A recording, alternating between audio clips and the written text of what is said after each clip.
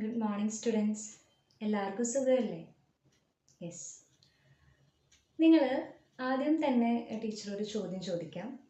നിങ്ങൾ യാത്രകൾ പോകാറില്ലേ? യാത്രകൾ പോകാൻ നിങ്ങൾക്ക് ഇഷ്ടമല്ലേ? അതെ അല്ലേ?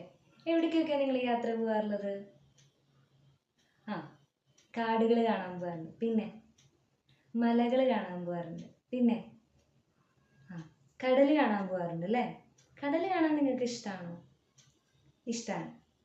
ഈ കടലിൻ്റെ പ്രത്യേകത എന്താ? അവിടെ എന്തൊക്കെയാണ് കടൽ കാണാൻ പോകുമ്പോൾ നിങ്ങൾ എന്തൊക്കെയാണ് കാണാറുള്ളത്? വഞ്ചികൾ കാണാറുണ്ട്, ബോട്ട് കാണാറുണ്ട്, പിന്നെ അങ്ങനെ ഒരുപാട് സാധനങ്ങൾ കാണാറുണ്ടല്ലേ. ഈ കടലിൻ്റെ പ്രത്യേകത എന്താ? ഈ പുഴ ഒഴുകണ പോലെയാണോ കടൽ ഒഴുകണ? അല്ല. അവിടെ എന്താ ഉണ്ടാവുക? അതെ, തിരമാലകൾ അല്ലേ? യെസ്, കറക്റ്റാണ്. അപ്പോൾ നമ്മുടെ ടോപ്പിക് എന്ന് പറയുന്നത്, നമ്മൾ ഇന്ന് പഠിക്കാൻ പോകുന്ന ടോപ്പിക് തിരമാലകളാണ്. എന്താണ് തിരമാലകൾ എന്ന് നിങ്ങൾക്ക് അറിയണ്ടേ? അതാണ് നമ്മൾ പഠിക്കാൻ പോകുന്നത്. അപ്പോൾ തിരമാലകൾ എന്ന് പറയുമ്പോൾ തിരമാലകളുടെ മൂവ്മെൻറ്റ്സ് ആണ് അതിൻ്റെ പ്രത്യേകത. അതായത് സമുദ്രജല ഉപരിതലത്തിൻ്റെ ഉയർന്നതും താഴ്ന്നതുമായിട്ടുള്ള ചലനങ്ങളെ പറയുന്ന പേരാണ് എന്ത്? തിരമാലകൾ. ഉയർച്ചയും താഴ്ചയും ഇങ്ങനെയാണ് നമ്മുടെ വേവ്സ് അല്ലെങ്കിൽ തിരമാലകൾ എന്ന് പറഞ്ഞു കഴിഞ്ഞാൽ ഇങ്ങനെ ഉയർന്നതും താഴ്ന്നതുമായിട്ടുള്ള ചലനങ്ങളെ പറയുന്ന പേരാണ് എന്ത്? തിരമാലകൾ. അപ്പോൾ തിരമാലകൾ എന്താണ്? സമുദ്രജല ഉപരിതലത്തിൻ്റെ ഉയർന്നതും താഴ്ന്നതുമായിട്ടുള്ള ചലനങ്ങളെ പറയുന്ന പേരാണ് എന്ത്? തിരമാലകൾ. ഇവിടെ നിങ്ങളൊരു ചിത്രം കാണുന്നില്ലേ? എന്താണത്? യെസ്, നമ്മൾ ഇത്ര നേരം പറഞ്ഞ തിരമാലകൾ തന്നെയാണ്. ഇനി നമുക്കൊരു വീഡിയോ കാണാം.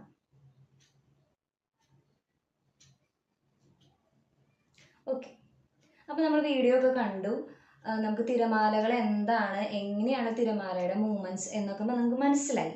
ഇനി നമ്മൾ പഠിക്കാൻ പോകുന്നത് തിരമാലയുടെ ഘടനയാണ്. ഒരു തിരമാലയ്ക്ക് ഒരു സ്ട്രക്ചർ ഉണ്ട്. അതിൻ്റെ ചിത്രമാണ് നിങ്ങൾ ഇവിടെ കാണുന്നത്. കണ്ടില്ലേ? ഇതിൽ നിന്ന് നിങ്ങൾക്ക് എന്താണ് മനസ്സിലായത്? ഓക്കെ, നമ്മുടെ തിരമാലയ്ക്ക് 4 ഭാഗങ്ങളാണുള്ളത്.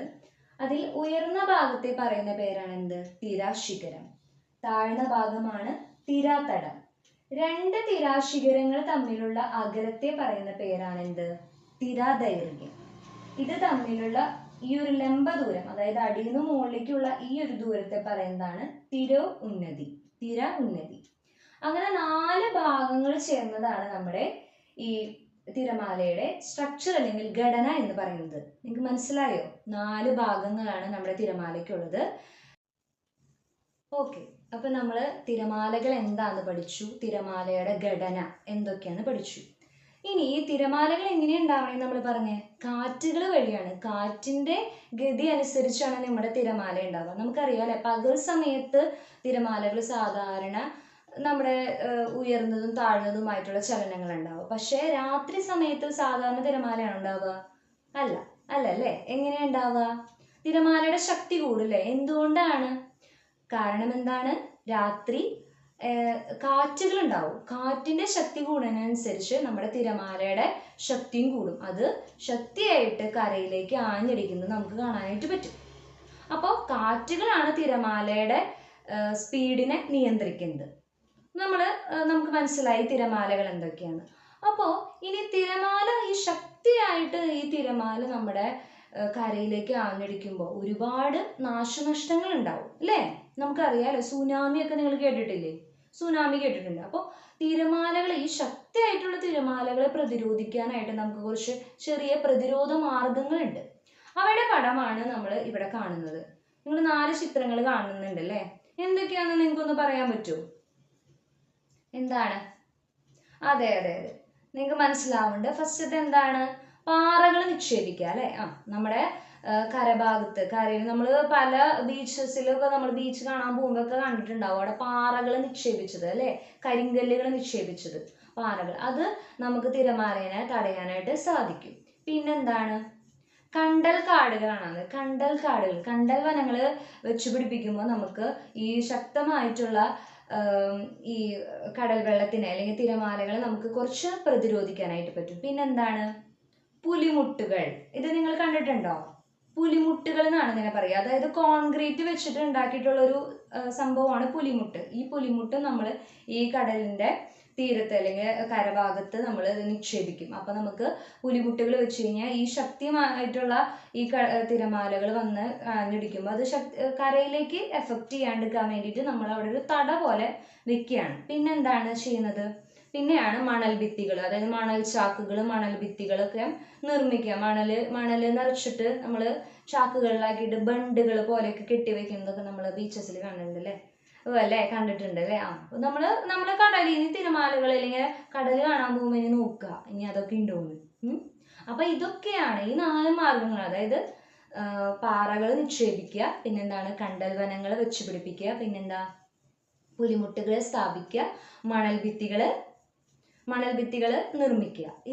ഇതൊക്കെയാണ് നമ്മുടെ തിരമാലകളെ, ശക്തമായിട്ടുള്ള തിരമാലകളെ പ്രതിരോധിക്കാനുള്ള മാർഗങ്ങൾ. ഓക്കെ, അപ്പൊ നമ്മൾ തിരമാലകൾ എന്താന്ന് പഠിച്ചു അല്ലെ? തിരമാലകൾ എന്താണെന്നും തിരമാലകളെ പ്രതിരോധിക്കാനുള്ള മാർഗങ്ങൾ എന്താണെന്നൊക്കെ നമ്മൾ പഠിച്ചു. അപ്പോൾ നമ്മൾ സമുദ്രജല ചലനങ്ങളിലെ ആദ്യത്തേതാണ് തിരമാലകൾ.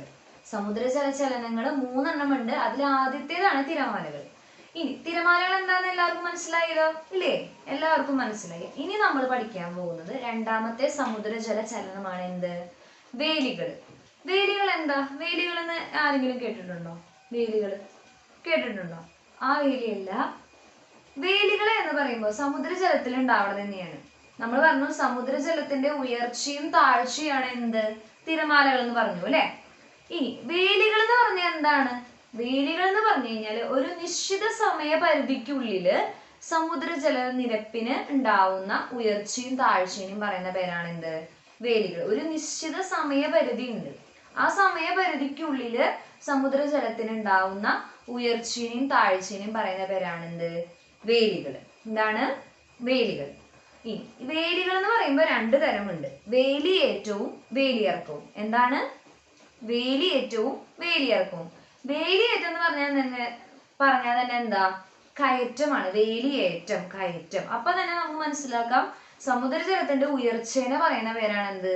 വേലിയേറ്റം. ഇനി സമുദ്രജലത്തിന്റെ താഴ്ചയെ പറയുന്ന പേരാണ് എന്ത്?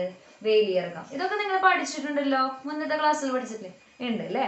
മുന്നത്തെ നിങ്ങൾ ചെറുപ്പത്തിലെ മുന്നേ ഉള്ള ക്ലാസ്സുകളിൽ ഈ വേലിയേറ്റവും വേലിയിറക്കവും ഒക്കെ നമ്മൾ പഠിച്ചു വന്നിട്ടുള്ളതാണ്. അതുപോലെ തന്നെ കറുത്തവാവ്, വെളുത്തവാവ്, അമാവാസി ഒക്കെ നമ്മൾ പഠിച്ചു വന്നിട്ടുള്ള കാര്യങ്ങളാണ് അല്ലേ? അപ്പൊ അതിന്റെ തുടർച്ചയായിട്ട് വരുന്ന കാര്യമാണിത്. അപ്പൊ വേലികള് നിങ്ങൾക്ക് എല്ലാവർക്കും കേട്ടുപരിചയമുള്ള കാര്യമാണ് അല്ലേ? അപ്പൊ വേലികൾ എന്താണെന്നാണ് പറഞ്ഞത്? ഒരു നിശ്ചിത സമയപരിധിക്കുള്ളില് സമുദ്രജലനിരപ്പിനുണ്ടാകുന്ന ഉയർച്ചയും താഴ്ചയുമാണ് എന്ത്? വേലികൾ. ഇനി 2 തരം, പ്രധാനമായിട്ടും 2 തരം വേലികളാണുള്ളത്. ഏതൊക്കെയാണ് അറിയോ? ആർക്കെങ്കിലും അറിയോ? Yes, correct. എന്തൊക്കെയാണ്? വാവുവേലികളും സപ്തമി വേലികളും. എന്താണ്? വാവുവേലികളും സപ്തമി വേലികളും. ഇവിടെ ഒരു ചിത്രം നോക്കിയേ, കാണുന്നില്ലേ? എന്താണ്? നമ്മൾ നേരത്തെ പറഞ്ഞിട്ടുള്ള 2 കാര്യങ്ങളാണ് അതിൽ ഉള്ളത്. എന്താണ്? യെസ്, 2 കാര്യങ്ങളാണ് ഈ ചിത്രത്തിലുള്ളത്. ഒന്നാമത്തേത് എന്താണ്? High tide. ഹൈ ടൈഡ് എന്ന് പറഞ്ഞാൽ എന്താണ്? നമ്മൾ നേരത്തെ പറഞ്ഞു വേലിയേറ്റം. വേലിയേറ്റത്തിനെ പറയുന്ന പേരാണെന്ത്? High tide. ഹൈ ടൈഡ് നമുക്കറിയാലോ, ഇത്രയും ഭാഗം, ഇത്രയും ഉയർച്ചയിലാണ് വെള്ളം നിൽക്കുന്നത് അല്ലെ? രണ്ടാമത്തെയാണ് ലോ ടൈഡ്. ലോ ടൈഡ് എന്ന് പറയുമ്പോൾ താഴ്ചയാണ്, എന്നിരുന്നാലും അവിടെ സമുദ്രജലത്തിന് ഉയർച്ച ഉണ്ടാവുന്നുണ്ട്, പക്ഷെ താഴ്ന്ന രീതിക്കാണ്. അപ്പൊ ഇതാണ് നമ്മുടെ കരയിൽ നിന്ന് കരയിലേക്ക് ഉണ്ടാവുന്ന ആ ഒരു കടലിന്റെ അല്ലെങ്കിൽ തിരമാലയുടെ ആ ഒരു ഫോഴ്സിനെ കാണിക്കുന്നതാണ് ഈ ഹൈ ടൈഡും ലോ ടൈഡും, വേലിയേറ്റവും വേലിയിറക്കവും. നമുക്ക് മനസ്സിലായി അല്ലേ? അപ്പൊ വേലിയേറ്റവും വേലിയിറക്കവും എന്താന്ന് മനസ്സിലായി. പിന്നെ നമ്മൾ പറഞ്ഞത് എന്താണ്? 2 തരം വേലികൾ ഉണ്ടെന്ന് പറഞ്ഞു അല്ലേ? എന്തൊക്കെയാണ്? വാവു വേലിയും സപ്തമി വേലിയും. ഇനി ഈ ചിത്രം ഒന്ന് നോക്കിയേ, ഇതിൽ എന്തൊക്കെ കാണാനുണ്ട്? യെസ്, സൂര്യനുണ്ട്, ചന്ദ്രനുണ്ട്, ഭൂമിയുണ്ട് അല്ലേ? അതിന്റെ പ്രത്യേകത എന്താ? യെസ്, എല്ലാം ഒരേ നേർരേഖയിലാണ് അല്ലെ? നേർരേഖയിലാണ് വന്നിട്ടുള്ളത്. അപ്പൊ എന്താണ്? ഓരോ മാസവും നമുക്ക് അമാവാസി എന്താ? കറുത്തവാവും വെളുത്തവാവും ഉണ്ട്. ആ ദിവസങ്ങളില് സൂര്യനും ചന്ദ്രനും ഭൂമിയും നേർരേഖയിൽ വരും. അപ്പൊ എന്താ ഉണ്ടാവുക? അപ്പോ ആകർഷണ ബലം, അതായത് സൂര്യനോട് ഭൂമിക്കുള്ള ആകർഷണ ബലം കൂടുതലായിരിക്കും. ഈ ഒരു ആകർഷണ ബലത്തിന്റെ കാരണം, ഈ ആകർഷണ ബലം കൂടുമ്പോൾ എന്തുണ്ടാവണേ? വേലിയേറ്റം ഉണ്ടാവും. അപ്പോ ഈ സൂര്യനും ചന്ദ്രനും ഭൂമിയും നേർരേഖയിൽ വരുന്ന പ്രതിഭാസത്തിന്റെ അല്ലെങ്കിൽ ആ ഒരു വേലിയേറ്റത്തിന്റെ പേരാണ് എന്ത്? വാവുവേലികൾ. എന്താണ്? വാവുവേലികൾ. മനസ്സിലായില്ലേ? സൂര്യനും ചന്ദ്രനും ഭൂമിയും നേർരേഖയിൽ വരുന്ന പറയുന്ന ആ ഒരു വേലിയേറ്റത്തിന്റെ പേരാണ്. അപ്പോ ആകർഷണ ബലം, അവിടെ ഒരു ഗുരുത്വാകർഷണം അല്ലെങ്കിൽ ആകർഷണ ബലം കൂടുതലായിരിക്കും. അപ്പോഴാണ് ഈ ഒരു പ്രതിഭാസം ഓരോ മാസം, എല്ലാ മാസവും നടക്കും, എല്ലാ മാസവും കറുത്തവാവും വെളുത്തവാവും ഉണ്ടാവുന്നത്. ആ ദിവസങ്ങളിലാണ് ഈ സൂര്യനും ഭൂമിയും ചന്ദ്രനും നേർരേഖയിൽ വരുന്നത്. ആ ഒരു നേർരേഖയിൽ വരുന്ന ആ ഒരു വേലിയേറ്റത്തിന്റെ പേരാണ് എന്ത്? വാവുവേലികൾ. ഇനി ഈ ചിത്രം ഒന്ന് നോക്കി, എന്താ പ്രത്യേകത? യെസ്, ഇത് താഴത്തേക്കാണ് അല്ലെ. നമ്മൾ നേരത്തെ കണ്ടത് നേർരേഖയായിരുന്നു, ഇത് താഴത്തേക്കാണ്. ഇതിന്റെ പ്രത്യേകത എന്താ? അതായത് നമ്മള് വാവുവേലി ഉണ്ടായി. വാവുവേലി ഉണ്ടാവുമെന്ന് പറഞ്ഞാൽ 3 നേർരേഖയിൽ വരുന്നു. ആ വാവുവേലി ഉണ്ടായി കഴിഞ്ഞിട്ട് 7 ദിവസത്തിന് ശേഷം, 7 ദിവസം കഴിയുമ്പോ എന്താ ഉണ്ടാവണേ? സൂര്യനും ചന്ദ്രനും ഇവരുടെ സ്ഥാനം മാറും. 90 ഡിഗ്രി, അതായത് സൂര്യന്റെ 90 ഡിഗ്രി കോണീയ അകലത്തിലാവും എന്ത്? ഭൂമിയും ചന്ദ്രനും. 90 ഡിഗ്രി കോണീയ അകലത്തിൽ വരുമ്പോ അവിടെ ആകർഷണ ബലം കുറവായിരിക്കും. അവിടെ ദുർബലമായിട്ടുള്ള ഒരു വേലിയേറ്റം ഉണ്ടാവുള്ളൂ. അവിടെ കുറച്ച് വേലിയേറ്റം ഉണ്ടാവുള്ളൂ. ഈ ഒരു 90 ഡിഗ്രി കോണീയ അകലത്തിൽ വരുന്ന പറയുന്ന ആ ഒരു വേലിയേറ്റത്തിന്റെ പേരാണ് എന്ത്? സപ്തമി വേലി. എന്താണ്? സപ്തമി വേലി. അപ്പൊ വാവുവേലികളും സപ്തമി വേലികളും തെറ്റിക്കരുത്. വാവുവേലികൾ എന്ന് പറയുമ്പോൾ സൂര്യനും ചന്ദ്രനും ഭൂമിയും നേർരേഖയിൽ വരുന്ന പ്രതിഭാസമാണ്, അല്ലെങ്കിൽ ആ ഒരു വേലിയേറ്റത്തിന്റെ പേരാണ് എന്ത്? വാവുവേലി എന്ന് പറയുന്നത്. ഭൂമിയും ചന്ദ്രനും സൂര്യനും, ഇവ മൂന്നും നേർരേഖയിൽ, അതായത് 90 ഡിഗ്രി കോണീയ അകലങ്ങളിൽ വരുമ്പോഴാണ് എന്തുണ്ടാവണം? അവിടെ ചെറിയൊരു ദുർബലമായിട്ടുള്ള ഒരു വേലിയേറ്റം ഉണ്ടാവണല്ലോ. ആ ഒരു വേലിയേറ്റത്തിന്റെ പേരാണ് എന്ത്? സപ്തമി വേലികൾ. അപ്പൊ നമ്മൾ എന്തൊക്കെയാ പഠിച്ചത്? വേലികൾ എന്താന്ന് പറഞ്ഞു. വേലികൾ എന്ന് പറയുമ്പോൾ ഒരു നിശ്ചിത സമയപരിധിക്കുള്ളില് സമുദ്ര ജലനിരപ്പിനുണ്ടാവുന്ന ഉയർച്ചയും താഴ്ചയും പറയുന്ന പേരാണ് എന്ത്? വേലികൾ. അത് വേലിയേറ്റമുണ്ട്, വേലിയിറക്കമുണ്ട്. ഇനി 2 തരം വേലികളുണ്ട്. എന്തൊക്കെയാണ്? വാവുവേലികളും സപ്തമി വേലിയും. വാവുവേലി എന്ന് പറയുമ്പോൾ സൂര്യനും ചന്ദ്രനും ഭൂമിയും നേർരേഖയിൽ വരുന്നു. സപ്തമി വേലികൾ എന്ന് പറയുമ്പോൾ എന്താണ്? സൂര്യനും ചന്ദ്രനും ഭൂമിയും 90 ഡിഗ്രി കോണീയ അകലത്തിലാണ് വരുന്നത്. അവിടെ വേലിയേറ്റം കുറവായിരിക്കും. ഇതിനെ പറയുന്ന പേരാണ് എന്ത്? സപ്തമി വേലികൾ.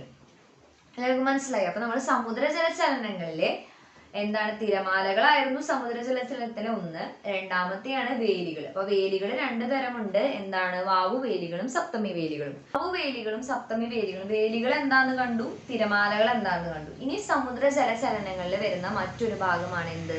സമുദ്രജല പ്രവാഹങ്ങൾ. സമുദ്രജല പ്രവാഹങ്ങൾ കേട്ടിട്ടുണ്ടോ നിങ്ങൾ? സമുദ്രജല പ്രവാഹങ്ങൾ കേട്ടിട്ടുണ്ട് അല്ലെ? ആ വാക്കിൽ തന്നെ ഉണ്ട്. എന്താണ് സമുദ്രജല പ്രവാഹം? അവിടെ തന്നെ അറിയാം നമുക്ക്, ഒരു സമുദ്രജലത്തിൽ ഉണ്ടാവുന്ന ഒരു മൂവ്മെന്റ് ആണ്. അതായത് ഒരു ദിശയിൽ നിന്ന് മറ്റൊരു ദിശയിലേക്ക് സമുദ്രജലനിരപ്പിന്റെ അല്ലെങ്കിൽ സമുദ്രജലത്തിന്റെ തുടർച്ചയായിട്ടുള്ള പ്രവാഹത്തിന്റെ പേരാണ് എന്ത്? സമുദ്രജല പ്രവാഹങ്ങൾ. ഒരു ദിശയിൽ നിന്ന് മറ്റൊരു ദിശയിലേക്ക് ജലം ഒഴുകുന്നതിന്റെ പേരാണ് സമുദ്രജല പ്രവാഹങ്ങൾ. മനസ്സിലായില്ലേ? ഇനി സമുദ്രജല പ്രവാഹങ്ങളും 2 തരമുണ്ട്. എന്തൊക്കെയാണ്? ഉഷ്ണമേഖലാ പ്രവാഹവും ശീതജല പ്രവാഹവും. ഉഷ്ണജല പ്രവാഹമുണ്ട്, ശീതജല പ്രവാഹമുണ്ട്. ഇനി ഇവിടെ ഒരു ചിത്രം നോക്കി, കാണുന്നുണ്ട്. ഇതിൽ നിങ്ങൾക്ക് മനസ്സിലാവുന്നുണ്ട് ഉഷ്ണജല പ്രവാഹങ്ങളും ശീതജല പ്രവാഹങ്ങളും? ഒന്ന് മനസ്സിലാവണില്ലേ? ടീച്ചർ ഒരു വീഡിയോ കാണിച്ചു തരാം, അപ്പൊ നിങ്ങൾക്ക് ഒന്നുകൂടി മനസ്സിലാവും. ഓക്കെ, അപ്പൊ നിങ്ങൾ വീഡിയോ കണ്ടു കുറച്ച് കാര്യങ്ങൾ ഇങ്ങനെ മനസ്സിലായിട്ടുണ്ടാവുമല്ലോ. അപ്പൊ സമുദ്രജല പ്രവാഹങ്ങൾ എന്ന് പറയുമ്പോൾ നമ്മൾ പറഞ്ഞു, ഒരു ദിശയിൽ നിന്ന് മറ്റൊരു ദിശയിലേക്ക് സമുദ്രജലത്തിന്റെ ആ ഒരു പ്രവാഹത്തിന്റെ പേരാണ് സമുദ്രജല പ്രവാഹങ്ങൾ. ഉഷ്ണജല പ്രവാഹങ്ങളുണ്ട്, ശീതജല പ്രവാഹമുണ്ട്. ഉഷ്ണജല പ്രവാഹങ്ങൾ എന്ന് പറയുമ്പോൾ എന്താണ്? ഉഷ്ണമേഖലയിൽ നിന്നോ ഉപോഷ്ണ മേഖലയിൽ നിന്നോ ധ്രുവീയ ഉപദ്രവീയ പ്രദേശങ്ങളിലേക്ക് ജലം ഒഴുകുന്നതിന് സമുദ്രജലത്തിന്റെ ആ ഒരു പ്രവാഹത്തിന്റെ പേരാണ് ഉഷ്ണജല പ്രവാഹങ്ങൾ. ഇനി ശീതജല പ്രവാഹങ്ങൾ എന്ന് പറയുമ്പോൾ നേരെ ഓപ്പോസിറ്റ്, ധ്രുവീയ ഉപദ്രവീയ മേഖലയിൽ നിന്ന് ഉഷ്ണ മേഖലയിലേക്കുള്ള സമുദ്രജലത്തിന്റെ പ്രവാഹത്തിന്റെ പേരാണ് എന്ത്? ശീതജല പ്രവാഹങ്ങൾ. ഉഷ്ണജല പ്രവാഹമുണ്ട്, ശീതജല പ്രവാഹമുണ്ട്. ഇനി നമ്മുടെ പ്രധാനമായിട്ടുള്ള നമ്മുടെ സമുദ്രങ്ങൾ ഏതൊക്കെയാ? നമ്മൾ 5 സമുദ്രങ്ങളാണ് നമുക്ക് പ്രധാനമായിട്ടുള്ളത്. ഏതൊക്കെയാണത്? യെസ്, എന്താണ്? പസഫിക് സമുദ്രം, ആർട്ടിക് സമുദ്രം, അന്റാർട്ടിക് സമുദ്രം, പിന്നെ ഇന്ത്യൻ മഹാസമുദ്രം, നമ്മുടെ ഇന്ത്യയുടെ സ്വന്തം സമുദ്രമാണ് എന്ത്? ഇന്ത്യൻ മഹാസമുദ്രം. പിന്നെ അതിനോട് ഉണ്ടല്ലോ അറ്റ്ലാന്റിക് സമുദ്രം. അറ്റ്ലാന്റിക് സമുദ്രം. അങ്ങനെ 5 സമുദ്രങ്ങളുണ്ട്. അവിടെ ഒരു ചിത്രം കാണിക്കാം, കാണുന്നില്ലേ?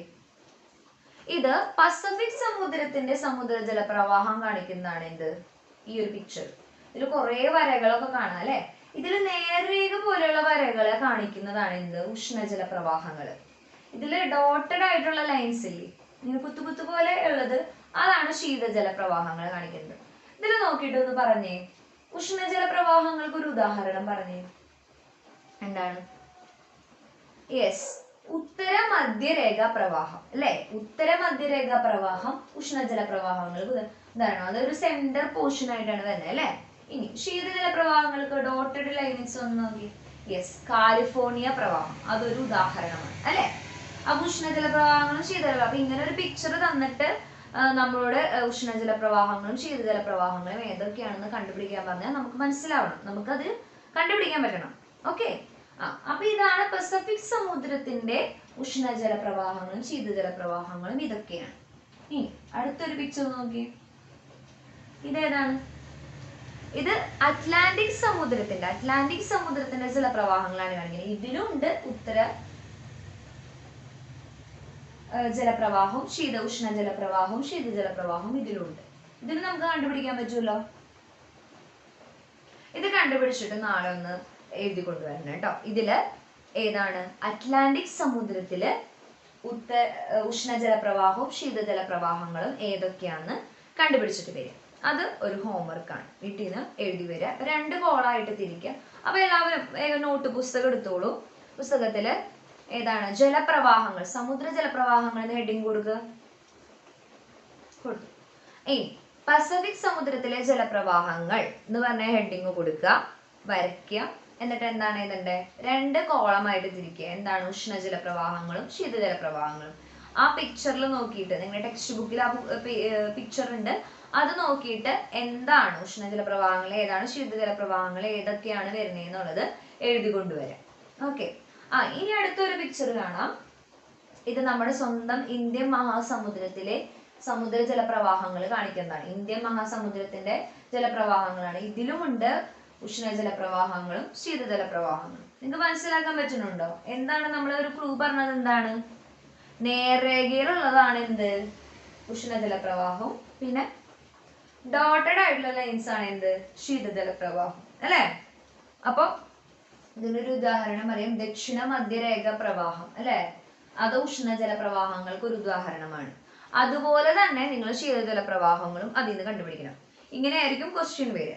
ഓക്കെ, അപ്പോ ജലപ്രവാഹങ്ങൾ, സമുദ്ര ജലപ്രവാഹങ്ങളെ എന്താന്ന് നിങ്ങൾ മനസ്സിലാക്കണം. മനസ്സിലായില്ലേ? സമുദ്ര ജലപ്രവാഹങ്ങൾ എന്താണെന്നാണ് പറഞ്ഞത്? ഒരു ദിശയിൽ നിന്ന് മറ്റൊരു ദിശയിലേക്ക് തുടർച്ചയായിട്ടുള്ള സമുദ്രജലത്തിന്റെ ആ ഒരു പ്രവാഹത്തിന്, അല്ലെങ്കിൽ ആ ഒരു ഒഴുക്കിനെ പറയുന്ന, ഒഴുകല്ല പ്രവാഹത്തിന് പറയുന്ന ആ ഒരു പേരാണ് സമുദ്രജല പ്രവാഹങ്ങൾ. ഓക്കെ, അപ്പൊ നമ്മൾ സമുദ്രജല ചലനങ്ങളാണ് പഠിച്ചത്. സമുദ്രജല ചലനങ്ങളിൽ, സമുദ്രജലചലനം എന്ന് പറഞ്ഞാൽ എന്താ? സമുദ്രജലത്തിന്റെ ചലനം, മൂവ്മെന്റ്സ്. ആ ഒരു മൂവ്മെന്റ്സിൽ ഫസ്റ്റ് നമ്മൾ പഠിച്ചത് എന്താണ്? തിരമാലകൾ. രണ്ടാമത് എന്താണ് പഠിച്ചത്? വേലികൾ. മൂന്നാമത് എന്താണ് പഠിച്ചത്? സമുദ്രജല പ്രവാഹങ്ങൾ. ഈ മൂന്നുമാണ് നമ്മുടെ പ്രധാനമായിട്ടുള്ള സമുദ്രജലത്തിന്റെ ചലനങ്ങൾ എന്ന് പറയുന്നത്, മൂവ്മെന്റ്സ്. ചലനങ്ങൾ എന്ന് പറയുമ്പോൾ തന്നെ സമുദ്രജലം എന്ന് പറഞ്ഞാൽ നമ്മൾ പുഴ ഒഴുകണ പോലെ ഇല്ലല്ലോ. നമ്മൾ നേരത്തെ പറഞ്ഞു അല്ലെ, പുഴ ഒഴുകണ പോലെ ഇല്ലല്ലോ. സമുദ്രജലത്തിന് ഉയർച്ചയും താഴ്ചയും ഉണ്ട് ഇല്ലേ? ആ ഒരു മൂവ്മെന്റ്സിനെ തന്നെ 3ആയിട്ട് തിരിച്ചിട്ടുണ്ട്. തിരമാലകളുണ്ട്, പിന്നെന്താണ്? വേലികളുണ്ട്, പിന്നെന്താണ്? സമുദ്രജല പ്രവാഹങ്ങളുണ്ട് അല്ലേ? അപ്പൊ ഈ 3 കാര്യങ്ങളും വ്യക്തമായിട്ട് നിങ്ങൾക്ക് മനസ്സിലായി എന്നാണ് വിചാരിക്കുന്നത്.